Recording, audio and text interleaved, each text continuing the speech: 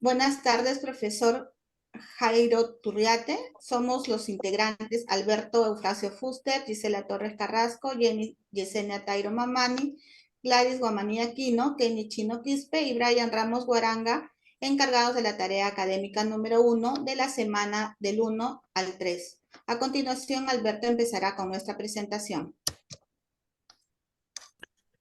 Voy a hablar el tema historia y métodos de la psicología biológica.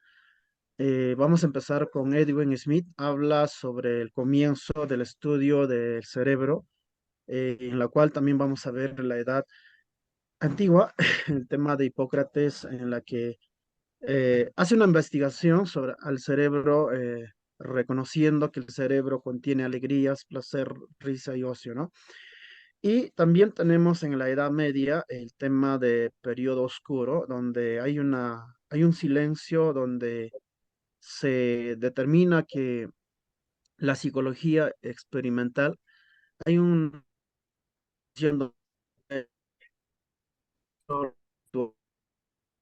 cómo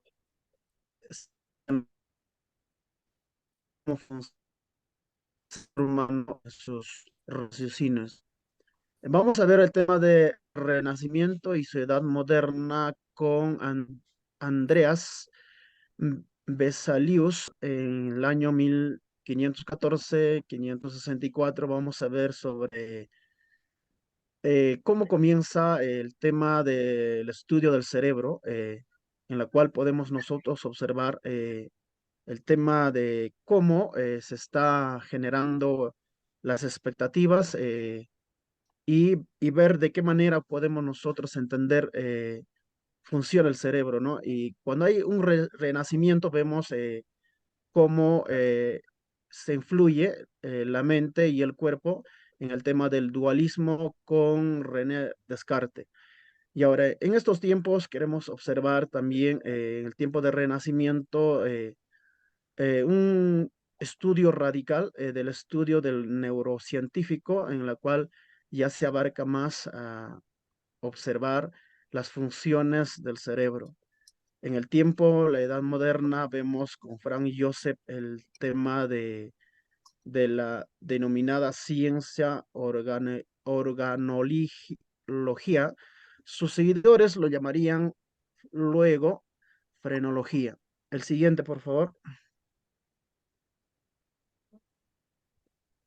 En la edad moderna, vamos a ver sobre respecto al cerebro, cómo funciona y más aspectos de estudio, en la cual hace Carl Wernicke sobre el nuevo trastorno del lenguaje. Vemos que el cerebro en el tiempo de la edad moderna también había un trastorno mental, y eso lo hace el estudio Carl Wernicke, ¿no? O sea, podemos ver de qué manera se ha podido encontrar diferentes anomalías en el cerebro. Y en la edad moderna también podemos ver el tema de Santiago Ramón y Cajal sobre de qué manera el sistema nervioso y la polarización neural, de qué manera funciona, ¿no? O sea, vemos el sistema nervioso en cuántas partes están divididos, ¿no? Entonces, y en la edad moderna es lo que se descubre. Y donde llega el enfoque más profundo es en la edad contemporánea con el psicólogo Eviano, ¿no? O sea, empieza a distinguir el sistema nervioso conceptual y el sistema nervioso central sobre la herencia y el ambiente. Gracias. El siguiente, por Buenos favor. buenos días, compañeros y compañeras. Voy a tratar la segunda parte de la semana 1, que trata de métodos de investigación. Voy a tratar dos métodos: métodos de estudio del sistema nervioso y métodos de investigación comportamental. Ya, dentro de métodos de estudio del sistema nervioso, tenemos lo que es visualización y estímulos del cerebro humano in vivo, como tomografía axia, computarizada, TAC, la resonancia magnética, el RM, la resonancia magnética funcional, el fMRI y la tomografía por emisión de positrones, PET. Son técnicas de imagenología médica que se utiliza para visualizar y estimular el cerebro humano en vivo. Bueno, otro registro de actividad psicofisiológica humana tiene dos técnicas, la electroencefalografía, EEG, y potenciales evocados. Dentro de la electroencefalografía, sirve para medir la actividad eléctrica del cerebro mediante la colocación de electrodos en el cuero cabelludo. También sirve para estudiar una variedad de funciones cerebrales como la atención, la memoria y la emoción. Y los ERP son cambios en la actividad eléctrica del cerebro que se producen en respuesta a un estímulo específico como un sonido, una imagen o un evento. También los ERP pueden utilizarse para estudiar la percepción, el aprendizaje y la cognición. Otro método, métodos lesivos de investigación fisiológica, métodos de lesión. Los métodos lesivos de investigación fisiológica son una serie de técnicas que se utilizan para dañar o destruir tejido cerebral con el fin de estudiar la función de las diferentes estructuras cerebrales.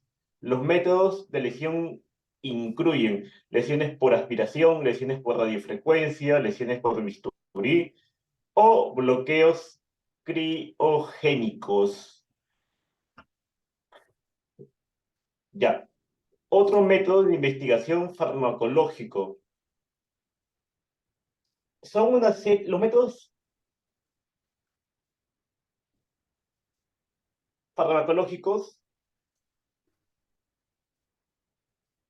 son vías de administración a las lesiones químicas de investigación farmacológica. Por ejemplo, un investigador puede utilizar la vía de administración oral para estudiar los efectos de un nuevo medicamento para la diabetes en pacientes con diabetes tipo 2. El investigador puede utilizar la lesión química para estudiar los efectos del mismo medicamento en la función de las células beta pancreáticas, que son responsables de la producción de insulina. Las vías de administración y las lesiones químicas son herramientas importantes para la investigación farmacológica. Estas técnicas se utilizan para estudiar los efectos de los fármacos en una variedad de organismos vivos, desde los ratones de laboratorio hasta los humanos. Y la ingeniería genética. La ingeniería genética es una disciplina que se ocupa de la manipulación de los genes de los organismos vivos. La supresión de genes incluye recombinación homóloga, inactivación de genes y destrucción de genes. La supresión de genes también es una herramienta poderosa que puede utilizarse para el estudio de la función de los genes. La supresión de genes también se puede utilizar para desarrollar nuevos tratamientos para enfermedades. Ahora voy a hablar sobre métodos de investigación comportamental, la evaluación neuropsicológica, los objetivos, identifica y diagnostica problemas neurocognitivos, evalúa la gravedad de los problemas neurocognitivos, distingue entre diferentes tipos de problemas neurocognitivos, evalúa el impacto de los problemas neurocognitivos en la vida cotidiana y desarrolla un plan de tratamiento para los problemas neurocognitivos. Los métodos comportamentales de neurociencia cognitiva. Sus objetivos son identificar los procesos cognitivos subyacentes del comportamiento, describir cómo el cerebro se organiza para realizar estos procesos y comprender cómo las lesiones cerebrales o los trastornos cognitivos afectan al comportamiento. Los modelos de conducta animal. Los objetivos son identificar los mecanismos que subyacen al comportamiento animal, desarrollar tratamientos para trastornos conductuales y mejorar nuestro entendimiento de procesos cognitivos y emocionales. Las siguientes son imágenes que acompañan por añadidura a los métodos de investigación. Continúo con mi siguiente compañero. Buenas tardes, profesor. Continuando, me corresponde a mí hablar ahora acerca de la semana 2 y los conceptos básicos del sistema nervioso. El sistema nervioso es un conjunto de órganos y estructuras de control e información del cuerpo humano que transmite energía química y eléctrica que recorre todo el cuerpo entero y permite la coordinación de los movimientos y acciones. El sistema nervioso está conformado por dos tipos de células altamente diferenciadas, que son las neuronas y las células gliales. Como vemos en el gráfico, tenemos una neurona con sus partes, que es la dendrita, el cuerpo celular, el núcleo, axón, mielina, nodo de Rambier, el terminal del axón y la célula Schwann. La neurona. La neurona, como les dije, era una parte importante del sistema nervioso y también es muy importante hablar sobre las partes del sistema nervioso que se dividen en dos, que es el sistema nervioso central, conformado por el cerebro y la médula espinal. Como ven en el gráfico, el cerebro es el órgano principal del sistema nervioso y controla la mayoría de las funciones del cuerpo. La médula espinal es la vía principal de comunicación entre el cerebro y el resto del cuerpo. Transmite señales desde y hacia el cerebro. La otra parte del sistema nervioso es el sistema nervioso periférico, que también encontramos fibras nerviosas, que son los nervios aferentes y los nervios eferentes. Los nervios aferentes son los receptores sensitivos que perciben todos los cambios de nuestro entorno y el interior de nuestro propio cuerpo. Los nervios eferentes son los encargados de llevar las órdenes del sistema nervioso central para controlar la musculatura y las glándulas de nuestro organismo. Como vemos en el cuadro, tenemos una diversidad de nervios, como por ejemplo el nervio radial, el nervio mediano, cubital, entre otros. Este sistema nervioso periférico también se divide en dos: el sistema nervioso somático y el sistema nervioso autónomo. El sistema nervioso somático se encarga de las funciones voluntarias y transmite señales desde y hacia los músculos esqueléticos. Como podemos apreciar en el gráfico, a través del sistema nervioso somático se perciben imágenes, sonidos, olores, temperatura, presión, con los cuales podemos realizar acciones como comer, beber, leer y escribir. El sistema nervioso autónomo se encarga de las funciones involuntarias, como es la frecuencia cardíaca, la respiración, la digestión y la regulación de la temperatura. Asimismo, encontramos dos sistemas dentro de este sistema nervioso autónomo, que es el sistema nervioso simpático y el parasimpático. El simpático es el que se encarga de responder rápidamente a situaciones que necesitan una respuesta inmediata cuando el cuerpo se encuentra en peligro. Por ejemplo, incrementa el flujo sanguíneo, la frecuencia cardíaca, y nos puede llevar a quedarnos, a luchar o quedarnos con la amenaza, o podemos huir del peligro. El sistema nervioso parasimpático promueve la restauración y relajación frente a una situación de peligro. En este caso, reduce la frecuencia cardíaca, reduce la respiración y el flujo sanguíneo.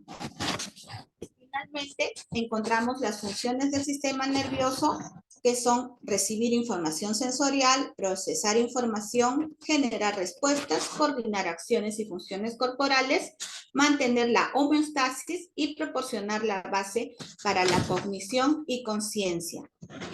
Las experiencias de vida cambian el sistema nervioso, por lo que quiere decir que mientras nosotros llevemos una vida sana, una nutrición completa, tengamos nuestras horas de sueño correspondientes y hagamos ejercicio, nuestro sistema nervioso puede funcionar adecuadamente para llevar una vida mejor.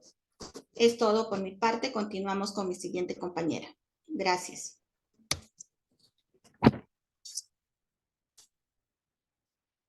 Jenny. Ok. Buenas tardes, profesor. Bueno, yo les voy a hablar de lo que es la segunda parte del tema avanzado en la segunda semana, la neurociencia.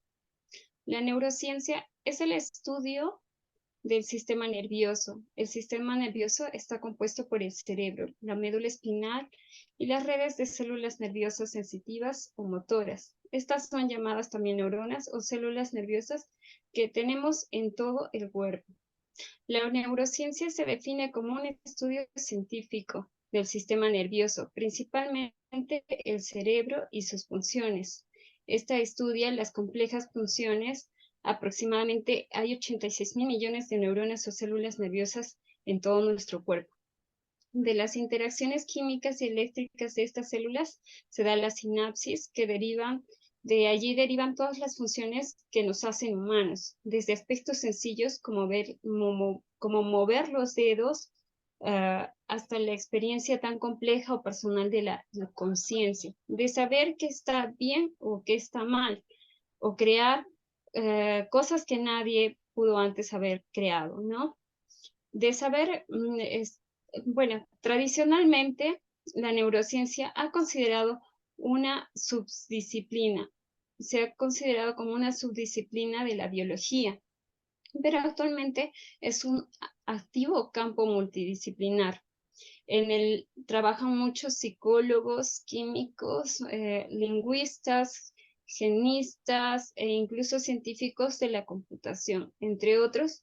Permiten tener una visión del cerebro humano mucho más amplia y así avanzar en el campo clínico, como en otros campos y disciplinas. Bueno, vamos a ver también lo que son las ramas. Encontramos diversas disciplinas dentro de la neurociencia, que son las disciplinas no conductuales y las conductuales.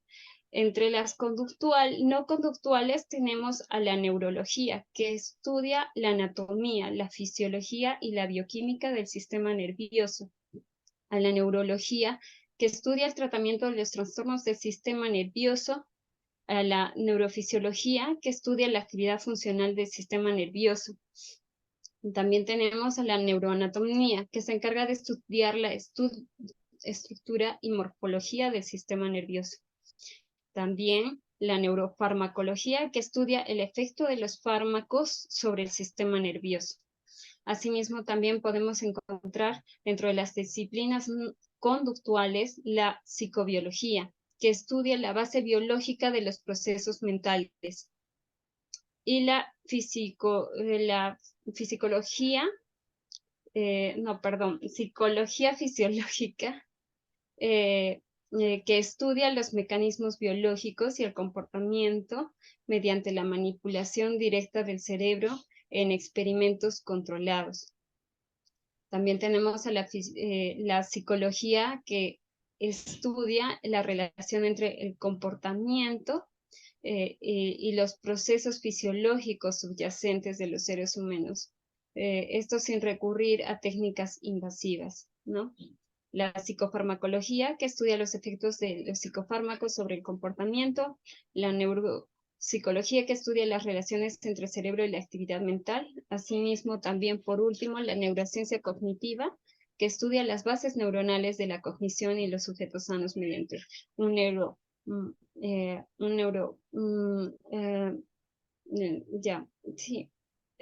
sería la siguiente diapositiva, el cerebro. Okay. Bueno, el cerebro es una de las más complejas en toda la estructura viva, pues el proceso de información sensorial se ve coordinada y mantiene funciones vitales en el organismo. El cerebro, en nuestro cerebro existen más de 86.000 millones de neuronas que están en uso en cada instante. Comunica muchas otras neuronas para formar circuitos y compartir información y funcionamiento adecuado del sistema nervioso, e implica también acción coordinada de las neuronas con muchas regiones de nuestro cerebro.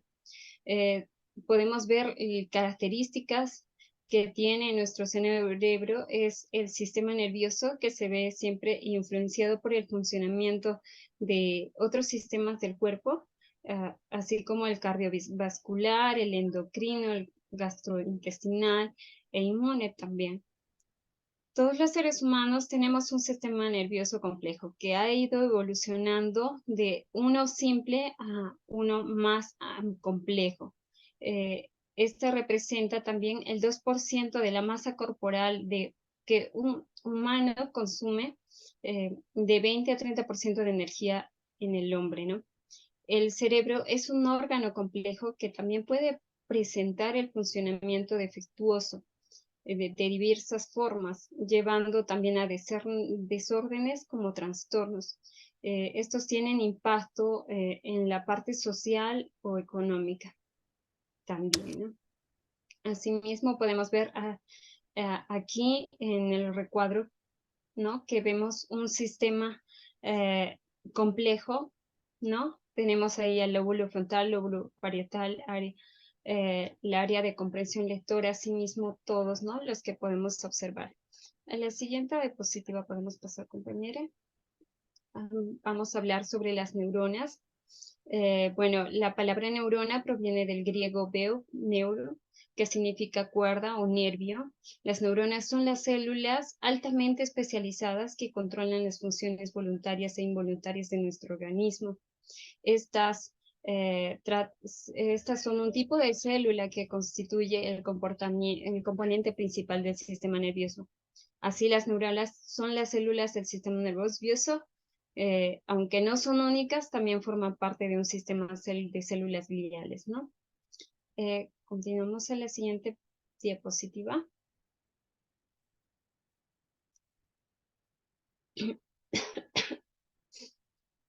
Ok. Las experiencias de la vida cambian en el sistema nervioso. Eso también podemos ver. Las experiencias de la vida cambian el sistema nervioso. Son como los genes, perdón, a diferencia de los genes y el ambiente, hacen que el cerebro de cada animal sea único, ¿no? La mayor parte de las neuronas se genera en los estadios a temprana edad, ¿no? Y estas se siguen desarrollando de por vida. Algunas lesiones también dañan las células nerviosas, pero el cerebro se recupera frecuentemente del estrés y del daño que puedan causar ciertas enfermedades, ¿no? Asimismo, podemos también hablar de la conducta, que sería la siguiente diapositiva. Perdón. No, estamos aquí. Ok, de los descubrimientos fundamentales que promueven una vida sana en el tratamiento de enfermedades, ¿no? Siempre se han ido realizando experimentos en animales. Estos juegan un rol importante estos ayudan a proporcionar conocimientos en la área de la investigación sobre lo que es el cerebro, ¿no? Y estas investigaciones tienen el objetivo de encontrar cura a ciertas enfermedades y asimismo también cómo prevenirlas, ¿no? También ahora vamos a hablar de la conducta. Bueno, pues la conducta hace referencia del comportamiento de las personas, ¿no? En el ámbito de la psicología se entiende que la conducta es la expresión de las particularidades de los sujetos, es decir, son la manifestación de la personalidad, ¿no? La conducta, bueno, pues refleja la personalidad de cada persona. Eso sería todo. Le doy el paso a mi siguiente compañera. Gracias. Sí, buenos días, compañeros y docente. Vamos a pasar ahora a la semana número 3, donde vamos a tocar el tema de filogenia y ontogenia respectivamente. Y en esta ocasión yo les voy a hablar sobre la filogenia en específico.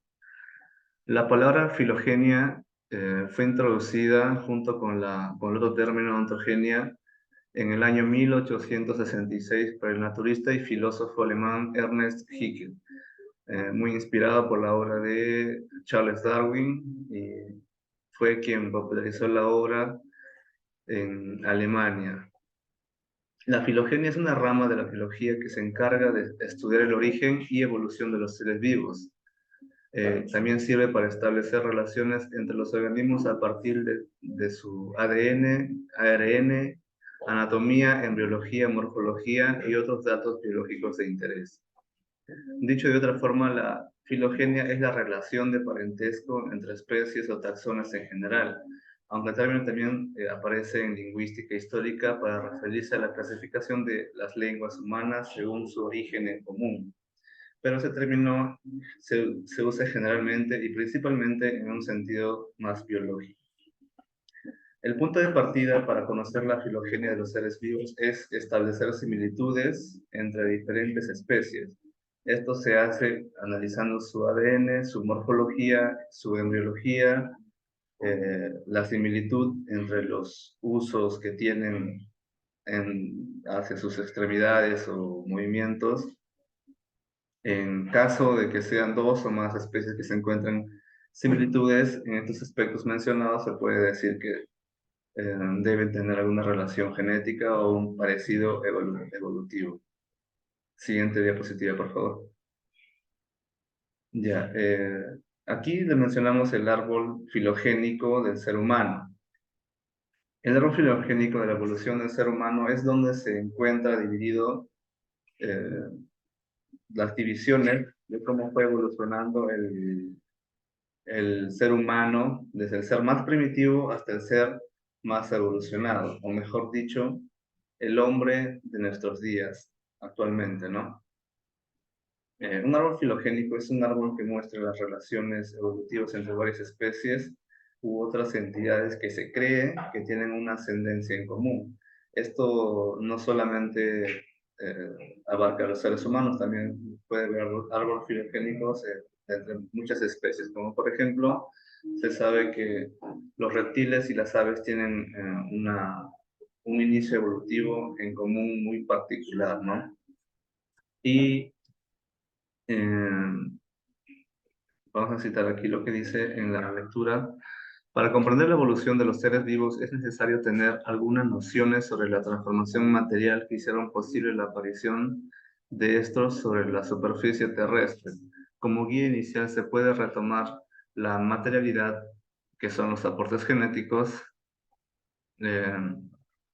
estas transformaciones moleculares en los mares de la Tierra primitiva, lo que produjeron y continúan produciendo actualmente una gran variedad de especies moleculares. Y en particular para nuestro interés de las moléculas formadas por cadenas de carbono o moléculas orgánicas. Y es precisamente esta diversidad morfológica y química de las moléculas orgánicas lo que hace posible la existencia de los seres vivos. Redes de reacción e interacción moleculares que se producen en sí mismas y especies sus propios límites, ¿no? Dice, especifican sus propios límites. En 1953, Miller y Urey realizaron la simulación de las condiciones de la atmósfera primitiva para la síntesis de las moléculas orgánicas y lograron junto a él el famoso experimento para reproducir las reacciones químicas de la Tierra primitiva. Y ahora pasamos con el siguiente término con nuestra compañera. Buenas tardes. Continuando con la tercera semana. Me tocó exponer la ontogenia. La ontogenia describe el desarrollo de un organismo desde un óvulo fertilizado hasta su forma adulta. La ontogenia cumple dos funciones principales. Primero, genera diversidad celular. Diferenciación. A partir del huevo fecundado llamado cigoto y organiza los diversos tipos celulares en tejidos y órganos. Morfogénesis y crecimiento. Segundo, asegura la continuidad de la vida de una generación en la siguiente reproducción. Siguiente. La generación de los gametos se produce por dos procesos de meiosis celular, llamados espermatogénesis y ovogénesis. La espermatogénesis es la formación de gametos masculinos, llamados espermatozoides. Y la ovogénesis es la formación de gametos femeninos llamados óvulos. Siguiente diapositiva. Para que se genere un nuevo ser, las células realizan dos procesos de división. La mitosis, la división en células diploides. Todas tienen 23 pares de cromosomas. La meiosis, división en células haploides. Tienen la mitad de la carga genética, 23 cromosomas. Luego de la fecundación, se formará el cigoto. Esta a su vez se dividirá formando células hijas hasta producir un organismo maduro. Siguiente, por favor. La implantación, una vez formado el blastocito, a la altura del útero, empiezan a fijarse en las células epiteliales de la mucosa uterina aproximadamente al 6º día, ocurriendo el proceso de implantación. Ocurren cambios morfológicos en la masa celular interna que produce el disco embrionario bilaminar, embrioblasto, que consiste en epiblasto, endodermo embrionario. Siguiente, por favor. El desarrollo del proceso, el proceso del desarrollo. 1. Cigoto unicelular. 2. Blastómero. 3. Mórula a los 3 días. Luego desciende por las trompas de Falopio. 4. Blástula o blastocisto. Final de la primera semana. Embrión bilaminar. Siguiente. La gastrulación, que se produce en la 3ª semana. Es el proceso de formación de la tercera de las 3 capas embrionarias o germinativas. 1. El ectodermo, que forma el sistema nervioso. 2. El mesodermo, que forma el tejido muscular y conjuntivo y el sistema vascular. 3. Endodermo, que forma el tracto gastrointestinal, pulmones e hígado. Siguiente, por favor.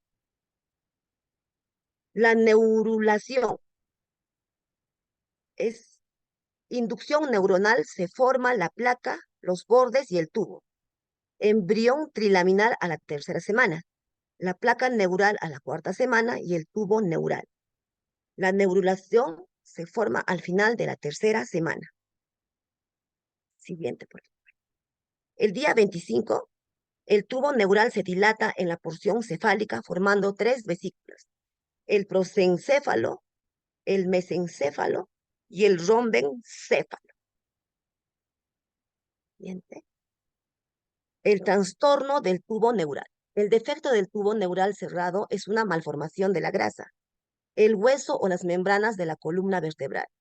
En algunas personas, un NTD cerrado provoca pocos síntomas o ninguno, pero otras personas podrían experimentar parálisis parcial u otros síntomas. Siguiente, por favor. Trastorno de proliferación. La proliferación bacteriana del intestino delgado es un trastorno en el que un movimiento escaso del contenido intestinal permite que algunas bacterias intestinales normales proliferen en exceso, causando diarrea y un desorden de nutrientes insuficientes, con una mala absorción. Gracias.